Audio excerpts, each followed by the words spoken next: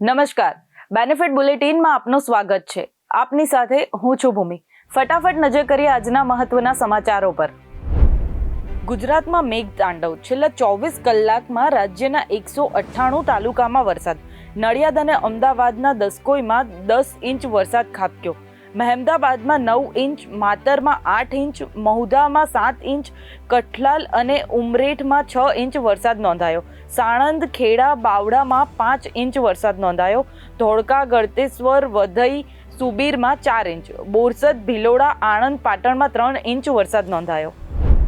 શ્રાવણ મહિનાના ત્રીજા સોમવારે યુપીના બારાબંકીમાં આવેલા ઓસનેશ્વર મહાદેવ મંદિરમાં નાસભાગ મચી ગઈ હતી. આ અકસ્માતમાં 2 શ્રદ્ધાળુઓના ઘટના સ્થળે જ મોત થયા હતા, જ્યારે મહિલાઓ અને બાળકો સહિત 29 લોકો ઘાયલ થયા હતા. સુરત ક્રાઇમ બ્રાન્ચે ઉત્તરાણ બ્રિજ પાસેથી એમડી ડ્રગ્સ સાથે 2 આરોપીઓને ઝડપી પાડ્યા. પોલીસે 3 લાખના એમડી ડ્રગ્સ ઇન્જેક્શન, રોકડા રૂપિયા, 4-વ્હીલર ગાડી અને વજન કાંટા સહિત કુલ 9 લાખથી વધુનો મુદ્દામાલ જપ્ત કર્યો. બંને આરોપીઓ વિરુદ્ધ એનડીપીએસ એક્ટ હેઠળ ગુનો નોંધી ડ્રગ્સ ક્યાંથી આવ્યું અને કોની પાસેથી લાવ્યા તે અંગે વધુ તપાસ શરૂ કરી છે.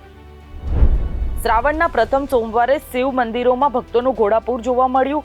ગુજરાતના મુખ્ય શિવ મંદિરો જેવા કે સોમનાથ, નાગેશ્વર જ્યોતિર્લિંગ, ઘેલા હનુમાન, જડેશ્વર મહાદેવ, સ્તંભકેશ્વર મહાદેવ અને ભવનાથ મહાદેવના મંદિરો હર હર મહાદેવના નાદથી ગુંજી ઉઠ્યા.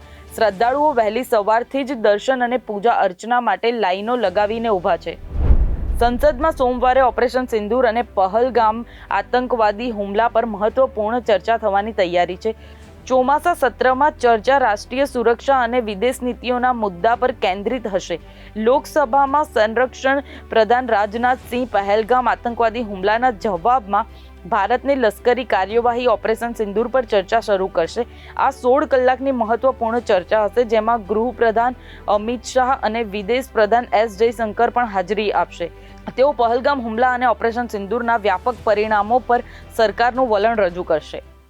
સમાચારોની નિયમિત અને સચોટ અપડેટ માટે જોડાયેલા રહો બેનિફિટ ન્યૂઝ સાથે.